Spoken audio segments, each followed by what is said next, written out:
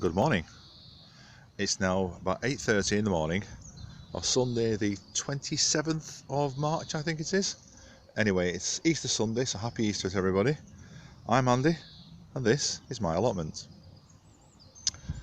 Not been a video up for about a week as I've been away, but came back on Good Friday and spent all of Good Friday down here, and I've got a fair bit done.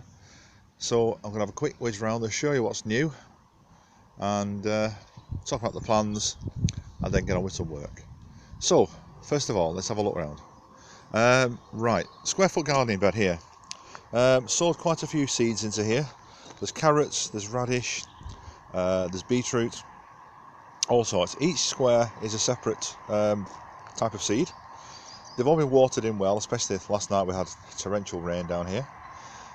So these have all been put in and we should hopefully start seeing something in the next couple of weeks.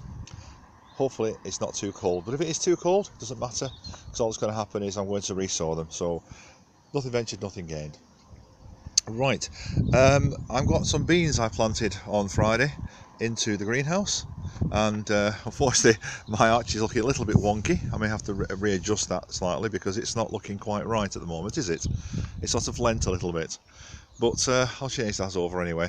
The plan is I'm going to grow about half a dozen bean plants up either side of here and over the top, and end up with a nice bean arch. I've done bean arches in the past. I've done them with willow and made them rounded over the top, and that didn't work very well because they just collapsed under the weight. I'm hoping that these might be a little bit just more sturdy. I used them as an A-frame last year to grow beans up and it worked really well, but we'll see. Okay, underneath the bean arch, which I can just about fit under, planting out some more onions. A lot more onions up there, quite densely densely packed, so we shall see how we do with those. A couple of celeriacs still in the corner to get out. When they come out, I've got another couple of dozen onions ready to go in there, so they will fill that completely. Another thing that's happened is the broad beans have come out. They've got a bit battered by the weather last night. Forest of canes to hold them up. As you've seen in previous videos, I have got one or two spare, so hopefully these will now start to grow straight. This is one of the problems with leaving them in the pots for too long, in the root trainers, because they're so tightly packed, they all support each other. And you put them out and they all flop everywhere because they're not used to being supported. So that's one of the things I've got to get sorted today. I've got to try and stake a few more of these. I staked quite a few and they're looking like they've managed okay, but lots of the others just have got bashed over, but we'll see. We started harvesting leeks. There's a couple of gaps in there. We had half a dozen leeks last night in a tray bag, which is very, very nice. They were doing really well. Into the greenhouse, a little bit of changes in the greenhouse as well, which I'll show you really quickly. Right, as you can see, the forest of onions has gone. I've got a couple of trays left which are still growing. A couple of trays of red and white onions that I got for Christmas, which are doing quite well actually, not bad at all. Some of those should be able to go out fairly soon. The white ones are stuck down to giant, and they are looking quite giant, to be fair. All the brassicas are doing well. I've repotted some more, which I'll show you in a moment, which are the greyhound cabbage, because they were the ones that were most advanced at the time. I've now potted up some more bits and pieces. I've got some tomatoes in here, I've got some peppers. What else have I got in here? Some celeriac, some swede, and other bits and pieces. So they only went in yesterday, Friday, sorry, 2 days ago, so not much coming up on those. Planted up my garlic, sorry. Some more garlic in here. These are 5 bulbs of garlic I got a little while ago. Some are coming through, as you can see already. They were already sprouting before I put them in. I'm going to let these grow till they're fairly tall and put them outside as I've done before. Now, under here, these were all tomatoes, etc. These were put in on the 12th of March, and there's not a thing yet. It's only 2 weeks, so it's not too bad. These were put in on 20th of February. Oops, bear with me a second. Yeah, 21st of February these were put in. There's some patty pan courgettes at this end, and then a gold rush courgette, which was the only one showing last time I was on here. Then at this end, I've got some orange vine tomatoes, which are doing okay. And then I've got some Gardener's Delight, which is just coming through. In the middle, I've got Papas de Pedron and some courgette zucchini, which aren't coming through as yet. But we'll see. It's early days. Let's put that back on. Now then, sowed some beans. Not going to even lift the lid on those because they only sold on Good Friday. These are French beans, climbing beans, Blue Lake, which I'm growing this year. I've decided that I'm going to go away from Cobra. Cobra were nice. They were okay, they grew really well, but I grew Blue Lake the first year I was growing, and they were much, much nicer. So I'm going back to those. One last tray of onions. I've given away a couple of trays of onions to people on the plot because I just simply haven't got the space for them. I've decided that even though I've grown them, I'm better off giving them away than trying to find space to plant them for myself. The peppers I got from the Edible Garden Show are still growing nicely. They've not succumbed to the cold we've had recently. Oh dear me. Right, now down here I've been potting on into these little pots, as you can see. At the back there we've got some curled kale. Now this kale was something I picked up from a farmer's field. End of last year I went and did some gleaning, which is where a charity I'm involved with gets permission from a farmer to go to their field and harvest the things the farmer isn't economic for him to do. In this case it was some kale, because it had a few blisters on it from aphids. Wasn't economic for him to stop and pick the blisters off, but the crop was perfectly fine, so we went and harvested some of that anyway. While we were walking over the fields next to where the blistered aphid kale was, I noticed that where they ploughed it in the ground there were some seeds coming up, seedlings.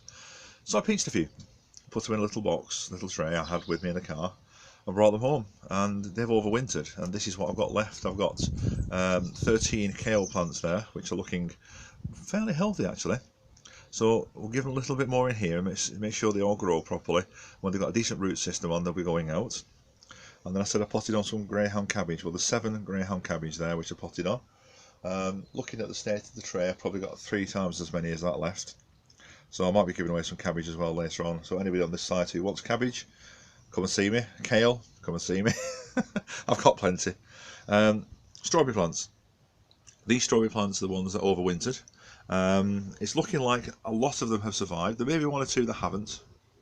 Maybe, but I'm not sure.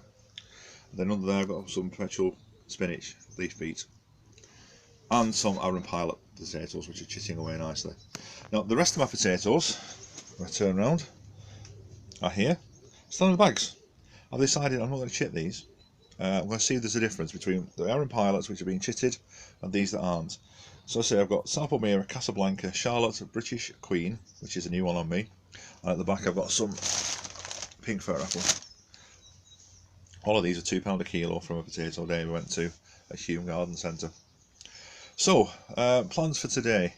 I've only got the morning because I'm out this afternoon. So what I'm going to do is I'm going to go out to the strawberry bed, which I'll just quickly walk over to now. Oh, while I'm doing that I can give you an update on the frog spawn as well, to be honest. Right, let me just walk down this way. Excuse the long walk, but it's the other side of my plot, and I should really pause it, but hey, well, never mind. My fruit hedge is taking space. There's 5 blackcurrant bushes in there. Frog spawn. We've now got 2 lots of frog spawn in there. I hope you can see that okay. But there's plenty of frog spawn in there now. And no sign of newts attacking it, which is great, because that's what happened last year and the year before. The newts got hold of it and destroyed it. Okay, plans for today. This bed here is going to have strawberries put into it. Morning girls. As you can see, the chickens are having a great day out here, having a little wander, having a peck. They do wonders for my soul at this time of the morning. Anyway, this bed here, which has got the weed fabric on top of it, has just got manure and soil underneath. It's going to be cut through. I'm planning on getting a tin, heating it up and burning through, so I can do that, that'd be great. And then all the way down here I'm going to have strawberries. I've got lots of strawberry plants, as you can see over there on the table. I've got 3 dozen strawberry plants in boxes, and I've got some on the trays. I've got some in pots. I've got strawberry plants everywhere basically. So we're doing really well with strawberries. Just going to put them in the ground here. The ones that overwintered, as you can see at the back of there, all bar for one of them has come through. There's a couple of fairly weak ones which I might get rid of and replace. I've got some decent plants over there, but all told, they've not done so bad. And while I'm at this end of the garden, let's have a look at the rhubarb. I've got 4 rhubarb plants in here. This one's just showing through, but it was a very, very young plant when I put it in here 3 years ago. Now in its 3rd year, obviously. Hopefully we'll get something decent from it this year. This one's doing really well. It's spreading quite a bit actually. I'm not sure why it's spreading, but this was another young plant I was given. This one is my stepdad Ken's plant. So if you're watching this, Ken, doing well, you should have some crop off it this year. But that's the start of the show, the Victoria rhubarb. That's about 7 years old. It's been in a pot for 5 of the 7. Only been here for a couple of years, but it's looking good. So fingers crossed we'll get a crop off this year. Give it a couple of weeks, we'll be harvesting. Anyway, that's enough for now. I've been going on for 11 minutes, dear me. So okay, I will speak to you all again later when I've got something to show you. Bye for now.